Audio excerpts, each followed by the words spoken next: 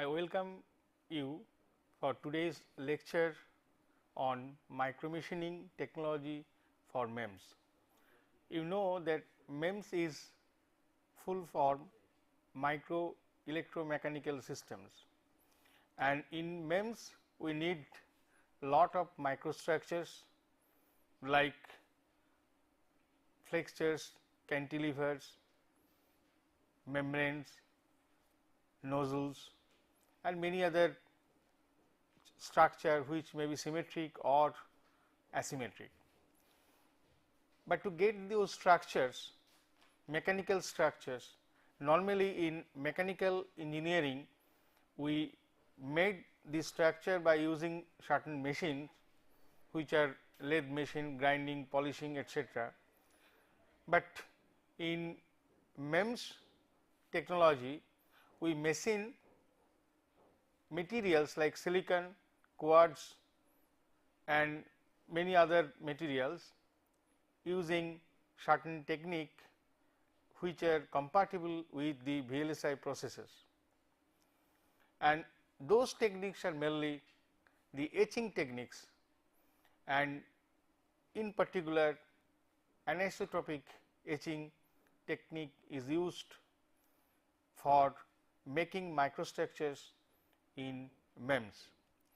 So, machining here are done to obtain very fine structures of the order of say micrometer range, several hundreds of micrometer range, and that is why the name is called micromachining.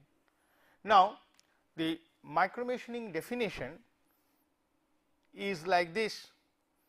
It is a process of shaping silicon or other material to realize 3D mechanical structures, and these 3D mechanical structures may be moving or static. Here is the difference with the VLSI etching or machining and MEMS machining. In a MEMS machining the microstructures sometimes move, but in case of VLSI the structures are static. That is why it is known as micro electromechanical systems.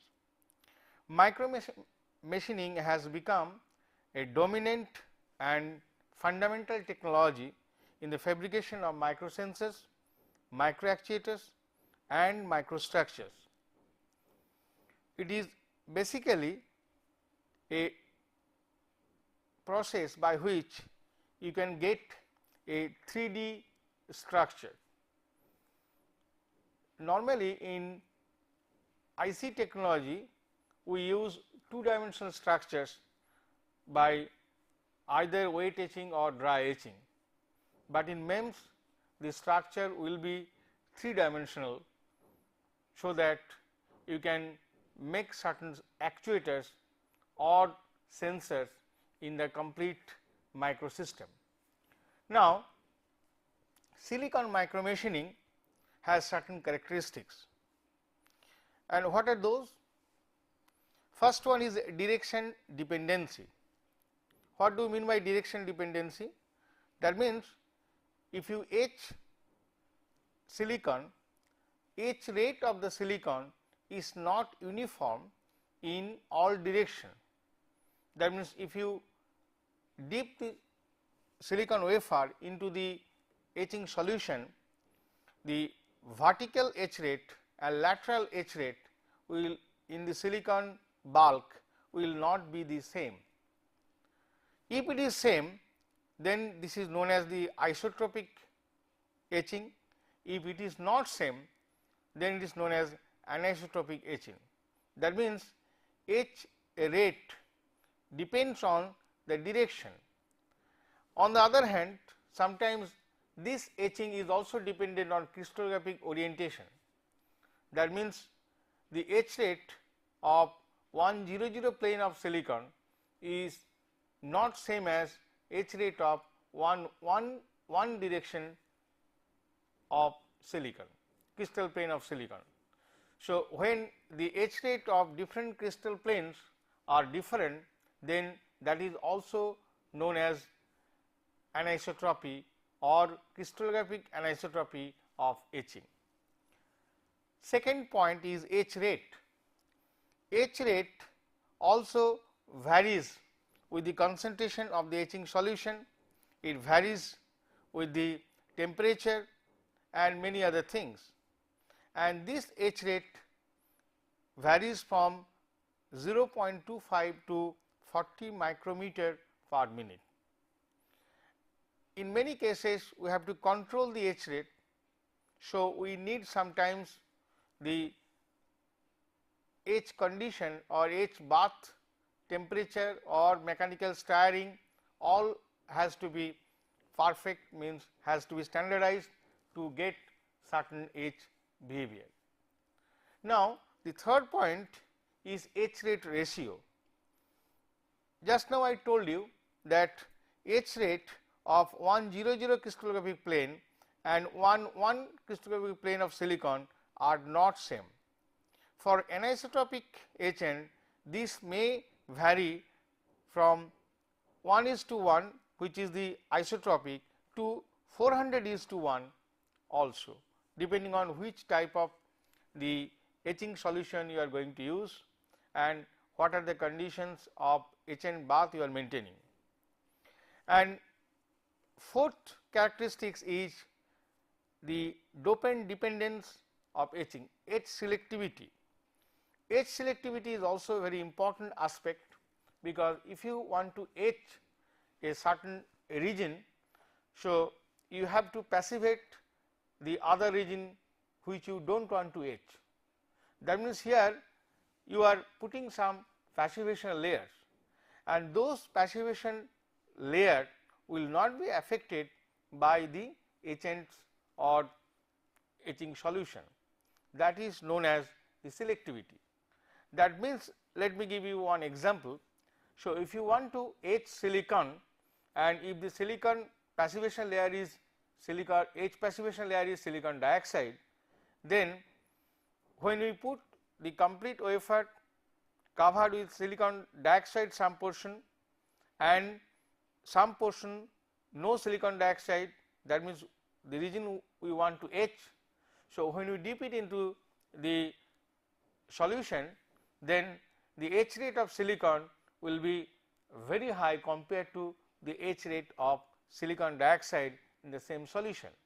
It is known as selectivity. So, this selectivity is very important aspect when you want to make some microstructures, and that means it depends, selectivity is basically coming from the material properties as well as the etching chemical properties. And on the other hand, in sometimes we can see that this etching is also dependent on the dopant. That means, if a silicon wafer is doped with, for example, say boron, and if the concentration of boron are varying over the entire silicon surface or say along the bulk of the silicon material, then we have seen that if the doping is very high, then the etch rate reduces, the etch rate is very small. On the other hand, in doping is very low doping, so there are easily it etches. That means, the etching behavior is also dependent on the concentration of the dopants inside the silicon bulk material.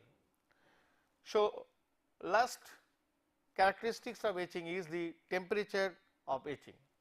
So, obviously, the etching bath temperature has an important role on the etch characteristics. In most of the silicon or silicon dioxide etchants, they depend on the temperature of the bath. In many cases we found, if the temperature of the bath increases, etch rate also increases. So, that means etch rate depends on temperature also. So, keeping in mind all these aspects, we have to design or we have to make certain process, so that we can get our desired microstructure from silicon. The process is known as micromachining of silicon. Now, etching is an important process in IC technology. What is etching? It is a process by which patterns are transferred by selective removal of unmasked portions of a layer. Which are masked, those portions will not be etched, which are unmasked, those portions will be removed selectively in the solution. There are two types of etching, one is known as a dry etching and the second is known as the wet etching. So, dry etching and wet etching are extensively used in IC technology also. In wet etching, we remove the unmasked layer by selective liquid etchants. That means, wet etching is done in some liquid solvent. On the other hand, dry etching, we do not use any liquid solvent, here we use plasma. Plasma in the form of low pressure gaseous discharges is used to remove unmasked layer. So, these are the two kinds of etching. Some other aspects of wet and dry etching are also mentioned here. Wet etching is a practical alternative for a high throughput flexible production process.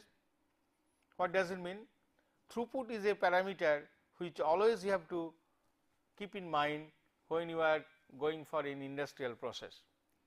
Throughput means in a certain step, certain etching process, how many wafers you can etch at a time. So, in case of wet etching, the number of wafers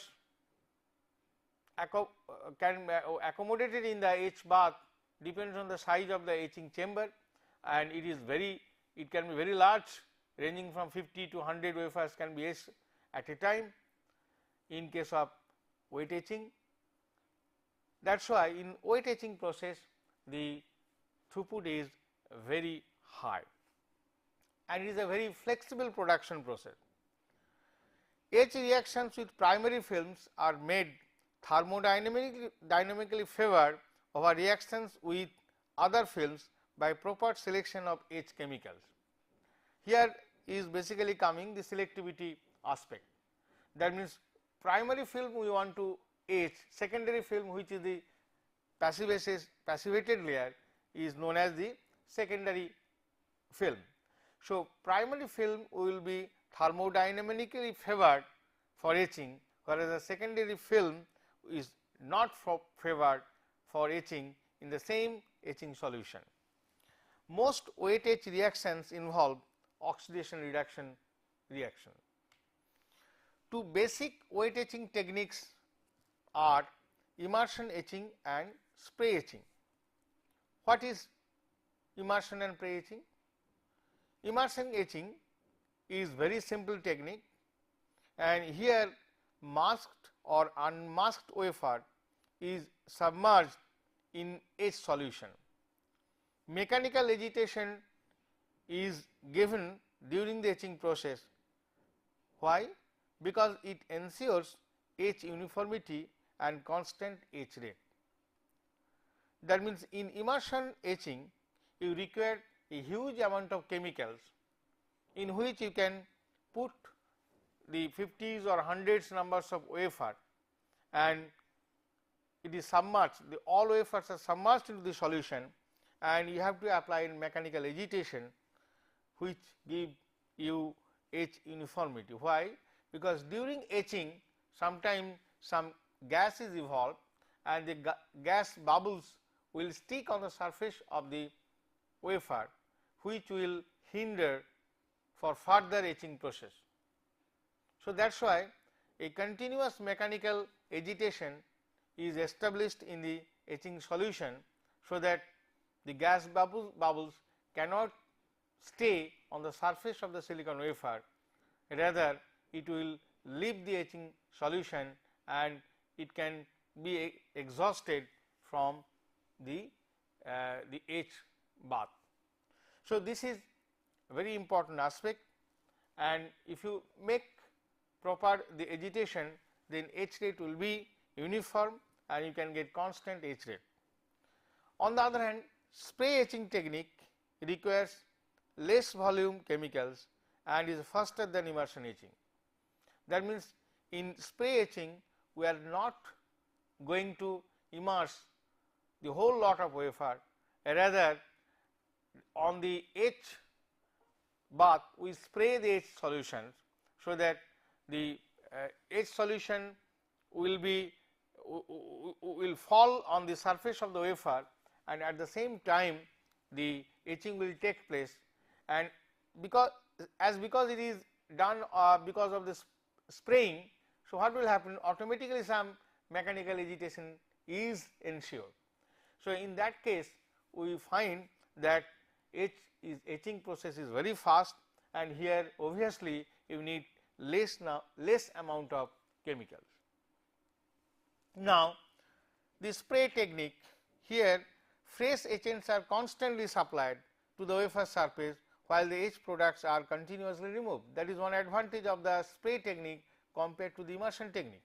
Since you are pressing fresh solution, your wafers are facing always the fresh amount of the etched solution, and the etched byproducts are continuously removed, which is not possible in the immersion kind of etching. Good process control is ensured. Etch uniformity are easily obtained from the spray etching. Recently, attention has been given to wet etching because plasma etching fails to provide the required etch selectivity, damage free interface and particle contamination free wafer. So, at some point of time people preferred the dry etching process, which is based on the plasma, glow discharge of plasma, but later on we found that these plasma etching techniques are not highly suitable for micro lithography or micro etching process, because those plasma creates some damage at the interface, which is not there in case of liquid etchants, either spray or immersion. So that is why nowadays again people are giving much more importance in wet etching process compared to dry etching process. Anisotropic and isotropic etching, I told you there are two kinds of etching. Now we will see the difference between anisotropic and isotropic etching, how it is defined. Anisotropic etching, basically the etching is not done in all direction uniformly. That means no etching in lateral direction, and the pattern is transferred with perfect fidelity. On the other hand, the isotropic etching case, vertical and lateral etch rates are always equal, that is etch rate is independent of direction. Now you can see the diagram. So one is anisotropic, here you can see the layer, one is mask, the red color is mask, the yellow is the film, and the bluish color is the substrate. Now in case of anisotropic etching, you can see the vertical etch rate is more and there is no lateral etch bed. So you can get the perfect fidelity here, but in case of isotropic etching we found vertical etch rate and the lateral etch rate are same. That is why there is an amount of undercut below the mask in case of isotropic etching process. Now there is a parameter which is known as the AF, you can see here AF is known as degree of anisotropy. We will define now the degree of anisotropy, which is 1 in case of anisotropic etching and which is 0 in case of isotropic etching. Let us see how degree of anisotropy is defined. Degree of anisotropy AF is defined as 1 minus RL divided by RV, where RL is lateral etch rate and RV is vertical etch rate, and which is again equal to 1 minus B divided by twice HF, where B is known as the bias and HF is film thickness. Now For anisotropic etching, we have seen that lateral etch rate is 0, there is no lateral etch rate, only vertical etch rate will be there. So, if the RL part is 0, then automatically the bias will be 0. So, in that case AF becomes 1. On the other hand, for isotropic etching, you can see lateral and vertical etch rate are equal. So, if RL is equal to RV, then obviously AF becomes 1. To make AF equal to 1, the bias has to be twice HF. So, in isotropic etching, the bias is twice HF, thus AF equal to 0. Now, what is the bias? Bias means how much is the lateral encroachment or say undercutting below the mask layer. So, the undercut below the mask layer is basically the measure of bias. Now, we found that anisotropic etching AF equal to 1 and isotropic etching AF equal to 0. So, to extreme cases, now in general the anisotropic etching we found AF is in between 1 to 0. It is always, because in ideal case AF equal to 1, which is not possible. So, it is always less than equal to 1 and it is greater than 0.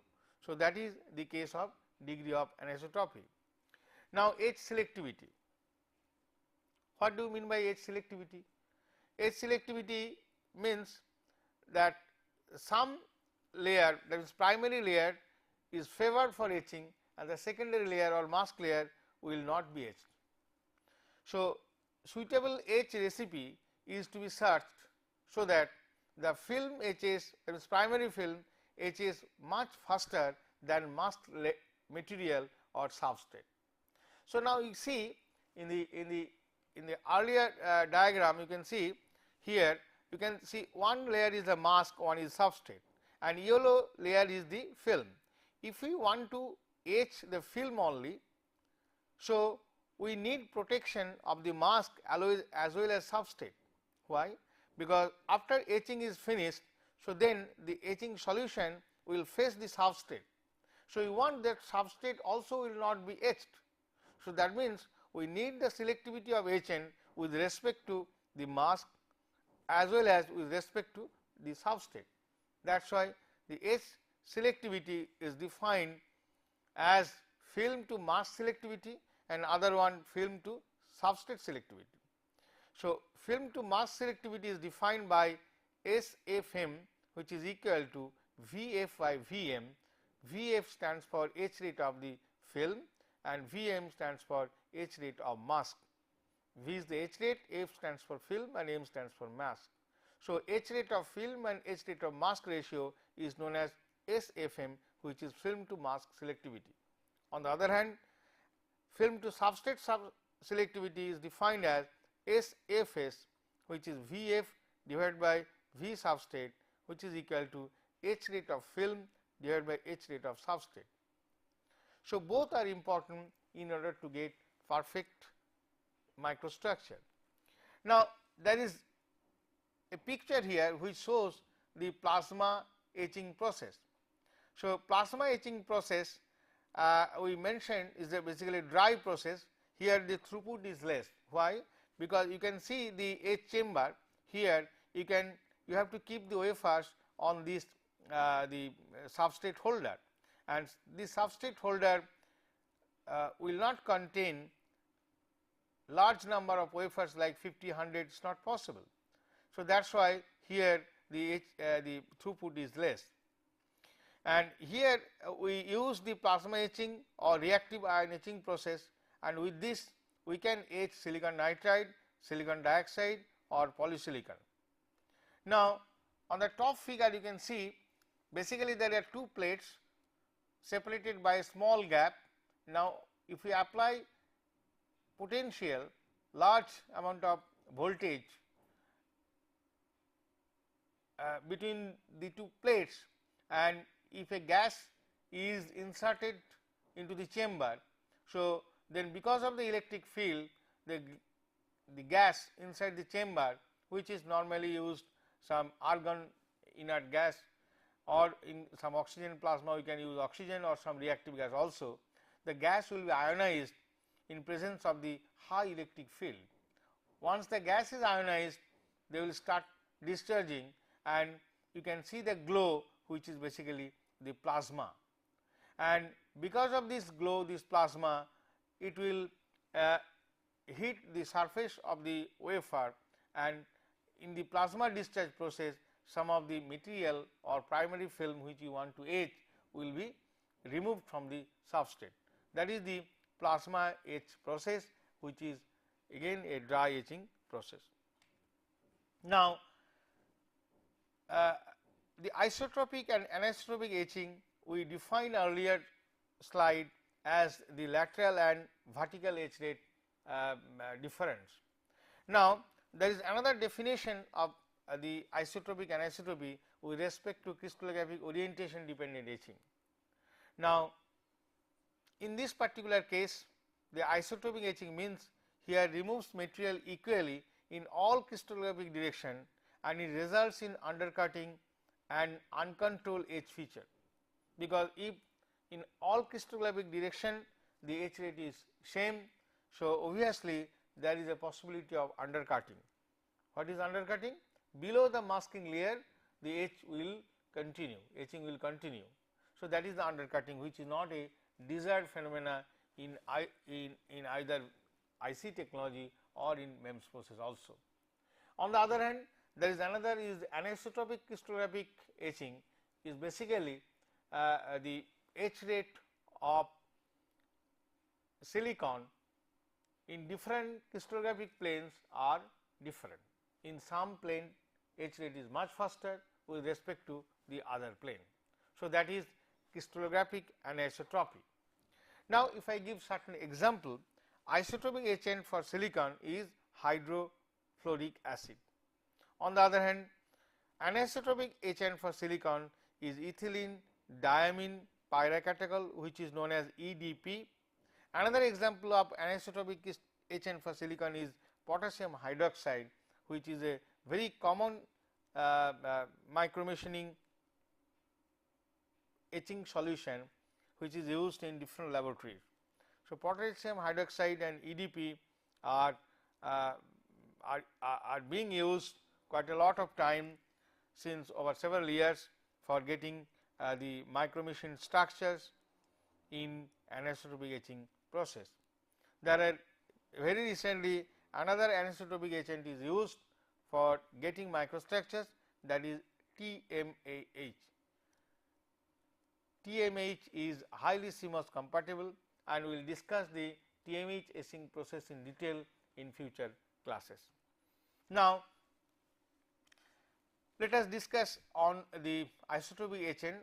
There are various kinds of isotropic etchants, some are acidic etchants, and one example is hydrofluoric acid plus nitric acid plus acetic acid, HF plus HNO3 plus CH3COOH mixture.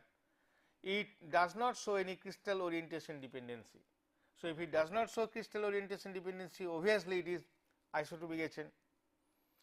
Another example is 1:3:8 ratio of HF, HNO3 and CH3COOH mixture at room temperature. So, it etches heavily doped, that is 7.5 into 10 to the power 19 per cc.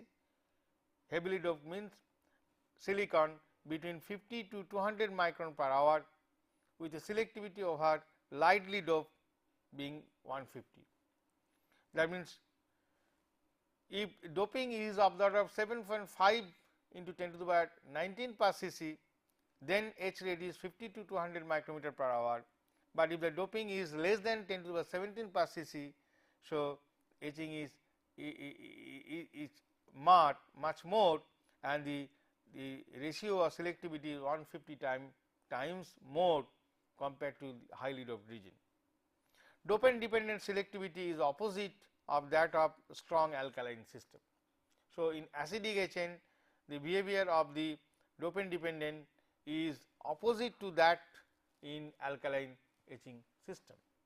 Now, acidic system can be used as complementary etchant to enhance the flexibility of creating chemically etched structures. Acidic system etches SiO2 very slowly of the rate of 2 micrometer per hour. On the other hand, you have seen that in silicon the etch rate varies from 50 to 200 micrometer per hour. And since in acidic system silicon dioxide etches very slowly, so we can use silicon dioxide mask as a mask material for brief etching time, but if you need long etching process, that means if you want to etch silicon of the order of say 200 micron thick silicon you want to etch, in that case silicon dioxide may not be a proper mask material, then we use silicon nitride or gold layer as mask material for long etching times. Now, here you can see a picture, and this picture is basically anisotropic wet etching, how it proceeds. So, here you can see in the first figure the yellow color is basically the mask material. Front side and back side is covered by a mask material, and then windows are open to etch silicon. Now, the silicon is 100 silicon. What is meant by 100 silicon in the next slide I will show you. So, here we found after the masking layer is removed from the desired etch portion, then and if we dip the whole wafer into a solution, then we found the 100 etches very fast compared to 111. So that we will get a slant surface, and the slant surface will make 54.74 degree with the top surface. The slant edge will make 54.74 degree angle. So, now as it proves that etch rate of 111 plane is not same as 100 plane, but if the structure depends on how much area you have opened for etching on the mask layer. Now, at some point of time you can see here in this particular portion that 111 plane has touched a particular point, so that it looks like a V group. In the left side it will not a V group, maybe after certain amount of time it will end up with 111 plane and it will join here, and so that also it will take form of V group. Now, in the back side here you can see, if you open the windows of etching to a large extent, then you may end up till the back side, so that the etch feature or etch the group will be totally different.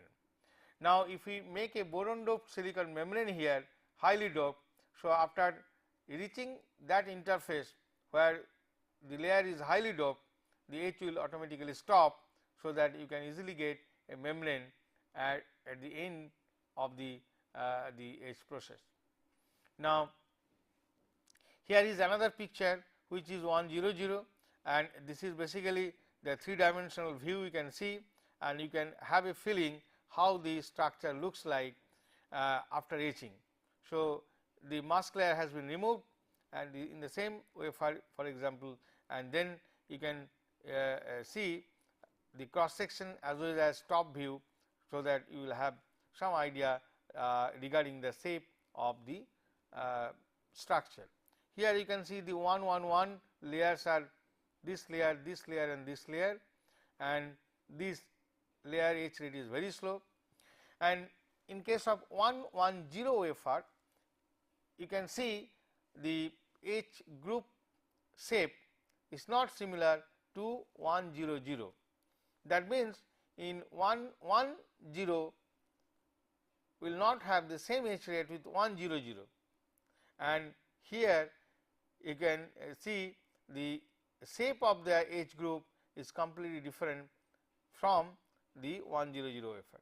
So, that means, this picture shows that the etch rate is highly dependent on the crystallographic plane, so that you can get certain specified picture of which way shape after etching.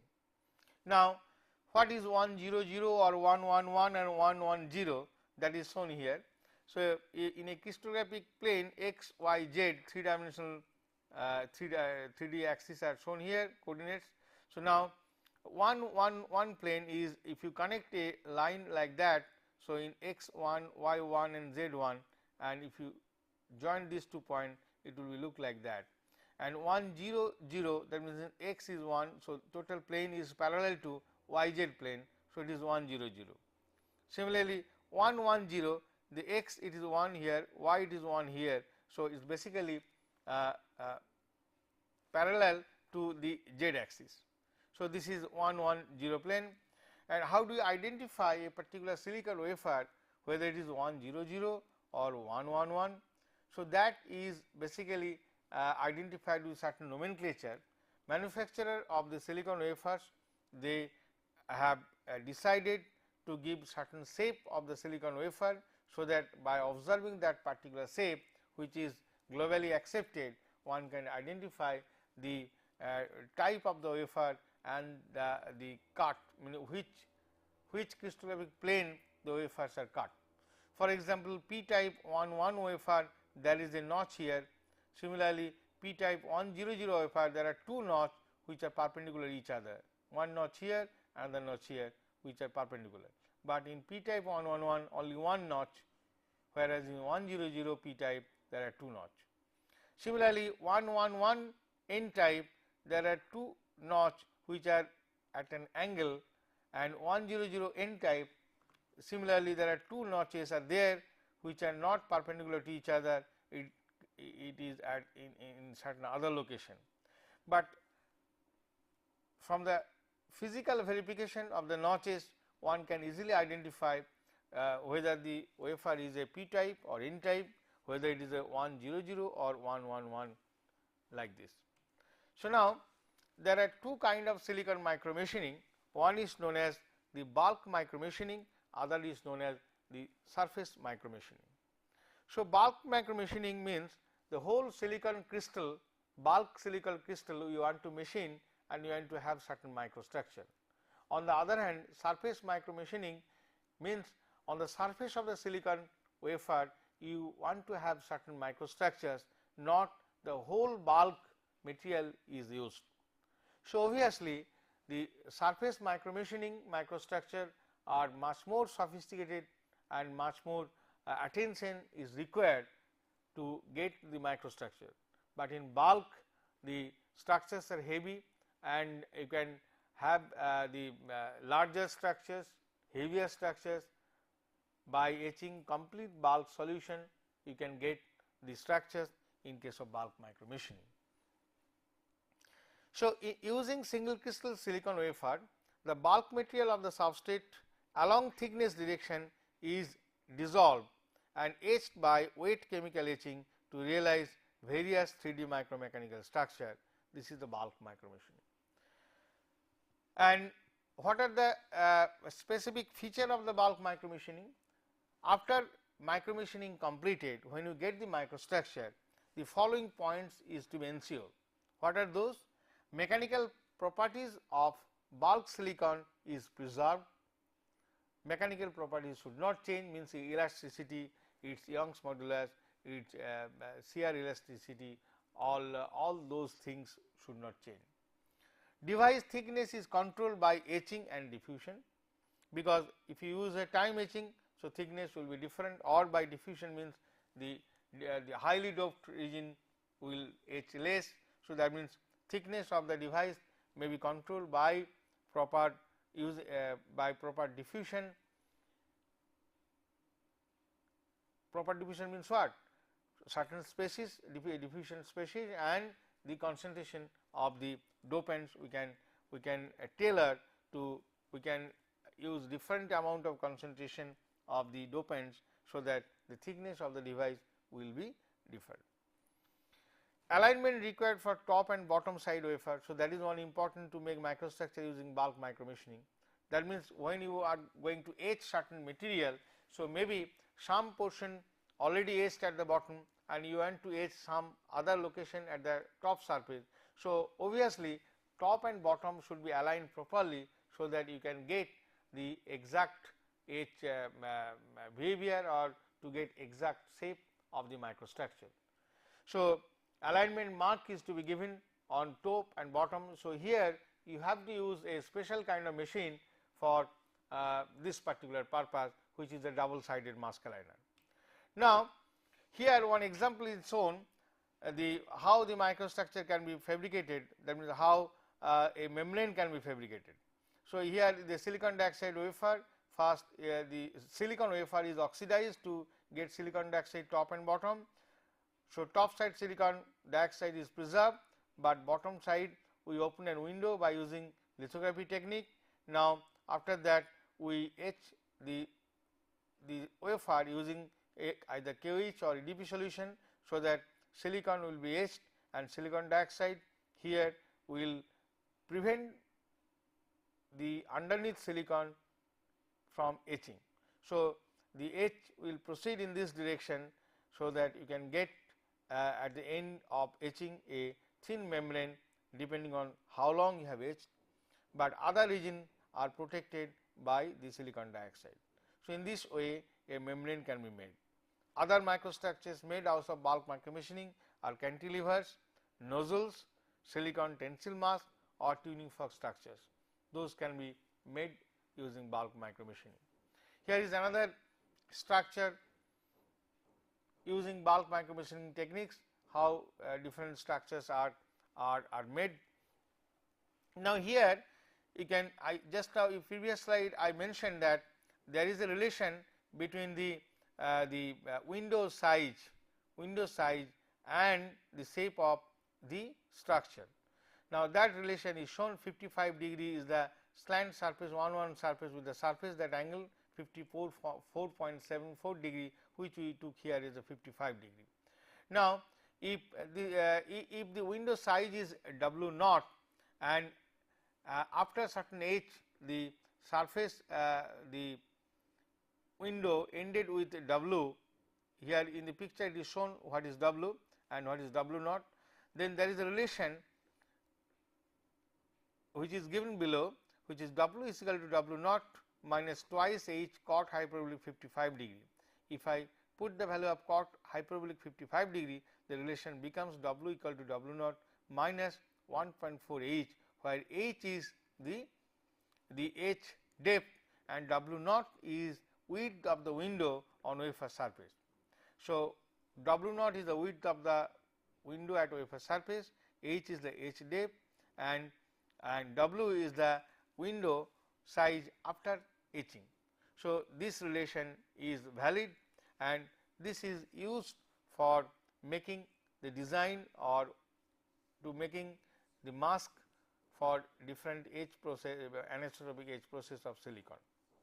Now, in the right hand side there is a picture, you can see that is a 1 surface, this is anisotropic etching of silicon, 100 surface, window size is small ended with a V group, window size big, so you will get this shape, and 110 anisotropic etching case you can have same window, you can see same time of etching, the structure is different, because 110 and 111 the etch rate ratio is different compared to 111 is to 100.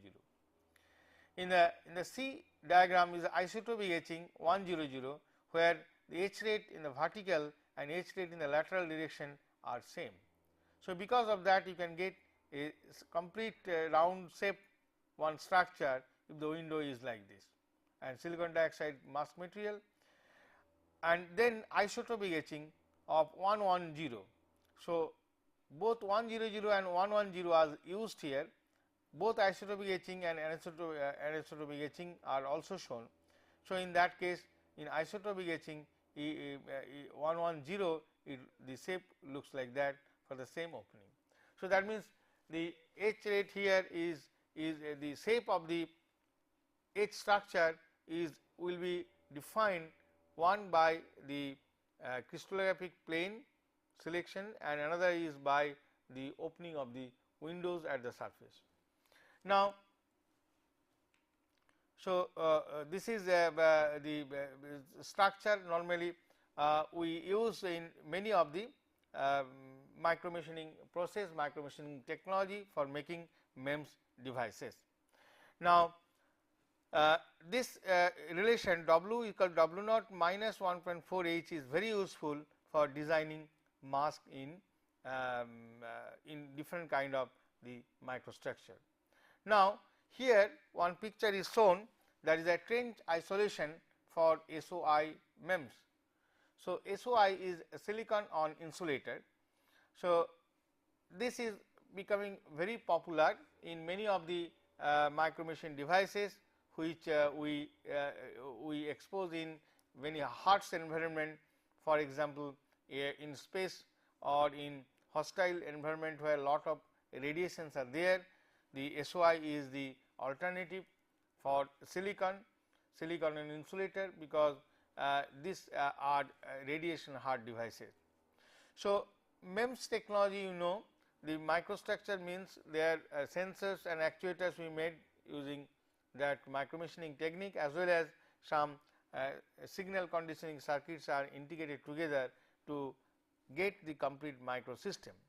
So, there obviously if this microsystem is used in such kind of harsh environment, so then we need certain precaution, so that the complete microsystem is radiation hard. So, that means the after exposure of radiation, nothing will happen on the performance of the wafer. Now, here one example is shown where DRIE, so deep reactive ion etching is used, and trench etching. So, you can see the trenches, and here like that trench is made by reactive ion etching, and bottom is a buried oxide, this is oxide. So, after etching silicon, and then the at the oxide level it is stopped. Okay. So, after the making the hole, then we need a dielectric lining. So, this dielectric lining how we can make? By TEOS lining. So, the TEOS oxide we make it, this again is CVD method, by which we can make a thin layer of oxide at the surface of the groove. So, after making that TEOS lining, then we have to refill the groove using the polysilicon, and that is done. If you, that is also CVD process. By CVD technique, we fill the complete trench, all the trenches, and obviously it will not finish at the surface of the silicon wafer. So, some protrude will be there, some extra portions will be there on the surface. So, how do you make it planarize? So, after refilling the polysilicon, then we go for a process step which is known as CMP, that is chemical mechanical polish, the CMP full form. So, you have to use certain chemical, and you have to apply mechanical energy also. So, in that case the chemical mechanical polishing if you make, then the extra portion on the surface which is coming due to the CVD deposition of polysilicon refilling step, that will go away, and you can have the complete planar surface on this on this wafer. So, that means the trench is made by machining. Here is a machining means a deep machining, and for that deep machining here we use a DRIE, and you can see the narrow trenches are already made here, and each top layer we put it as a buried oxide, which is normally used in the bulk of the silicon to have all SOI devices, silicon on insulator devices. Now, then refill, and then CMP means chemical mechanical polish planarization. This planarization technique is an important step which is being used nowadays in all VLSI process, because you see gradually the size of the chip are down and down. So, are going less and less, and vertical also because lateral dimension if shrinkage. So, vertical dimension is going to be more, so that all the layers are vertically stacked. So, as a result of which So, you need some isolation between from one layer to other layer, and conventional isolation techniques already we know in IC technology or VLSI process are oxide isolation low cost or say p-n junction isolation, which are also called diode isolation, but that takes lot of surfaces or areas on the silicon wafer.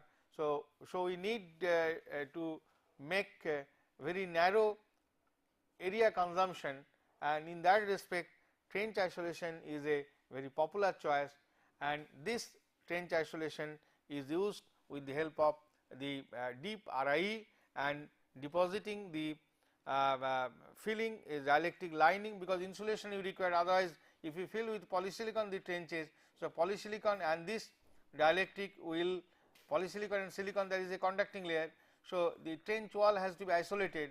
So, we need a the TUS lining, so that it will be isolated, dielectrically isolated, and then you again refill with polysilicon.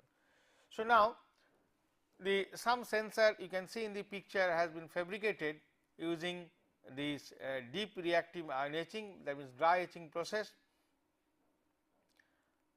Normally the sensor, the microsystem, normally what we do, all the devices are made, and devices means circuits are made. After making the circuits, then we go for fabrication of the sensor using the MEMS technology.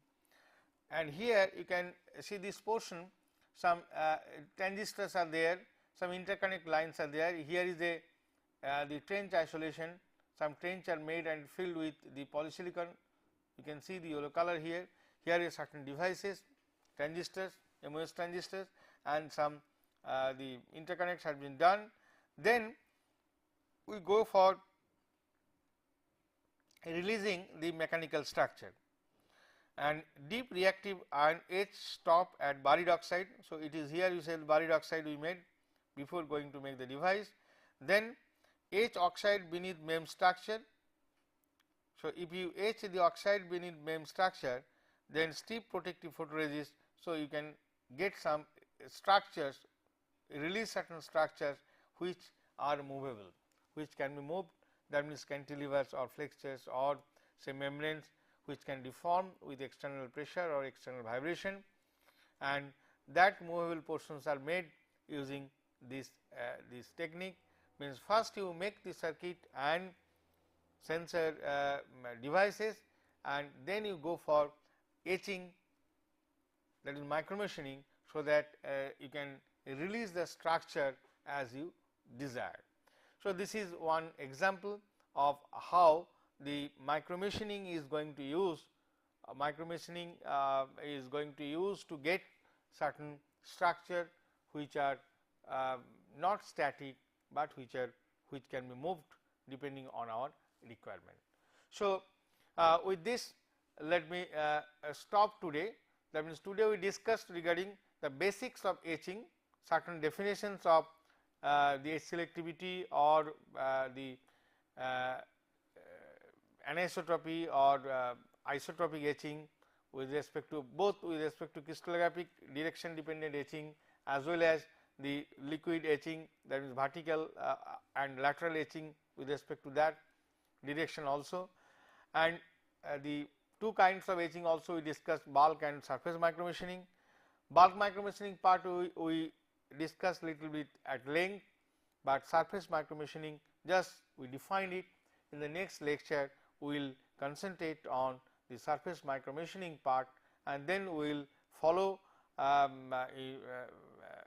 other micromachining techniques to achieve certain microstructures which are used in case of MEMS and microsystem, MEMS and microsensors or actuators to make certain microsystem. Thank you very much.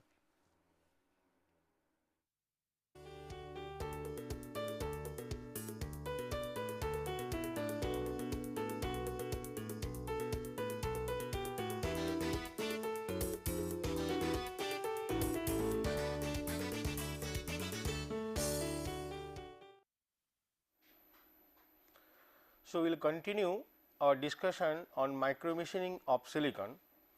In my last lecture I told you there are two micromachining process. one is bulk micromachining and other is surface micromachining. So, out of those two processes today I will discuss in detail bulk micromachining process for silicon. So, this particular technology, there are various chemical agents we use for bulk micromachining. So, one of such chemical used or agent used for bulk micromachining is ethylene diamine pyracatechol or in short EDP etching. So, here we use three chemicals, one is ethylene diamine, another is pyracatechol and the third is water. So, they are mixed in a certain stoichiometric ratio and then we go for etching silicon at a particular temperature. This particular technology has got certain advantage. One is it is highly selective over materials like silicon dioxide, silicon nitride, chromium and gold.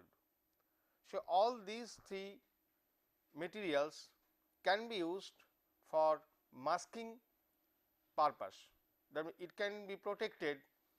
This particular layer can be used for protection of silicon where you do not want to etch that material, means silicon material.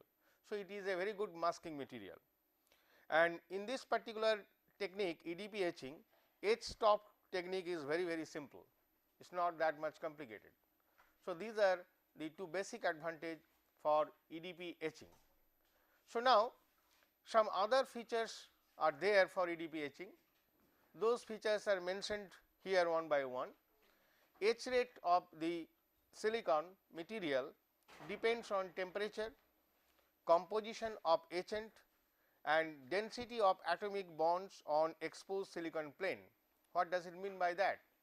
Density of atomic bonds on exposed silicon plane means it will depend on crystallographic orientation, because in different crystallographic plane the atomic density of the silicons are different. That means the etch rate will be different for 100 oriented plane, crystal plane in silicon, 111 and 110, the etch rate of these three planes will be different